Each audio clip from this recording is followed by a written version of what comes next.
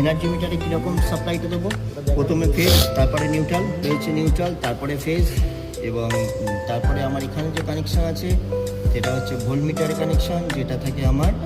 প্যারালালে, তারপরে হচ্ছে অ্যামমিটারের connection, অ্যামমিটারের connection থেকে সিরিজে, তারপরে এমসিবি দিয়ে আমরা বোর্ডে কীভাবে কানেকশান দেবো সেইটা আছে, আমরা কন্ট্রাক্টারে কীভাবে হোল্ডিং এবং কানেকশান দেবো সেটাও এই একটা সাপ্লাই দিয়ে আছে, কন্ট্রাক্টারে কন্ট্রোলিংয়ের কানেকশান কীভাবে দেবো এবং লোড কীভাবে ডিস্ট্রিবিউট করবো সেইটা করা আছে। ওকে, এনার্জি মিটারে কীরকম সাপ্লাইটা দেবো, প্রথমে ফেজ, তারপরে নিউট্রাল, রয়েছে নিউট্রাল, তারপরে ফেজ, এবং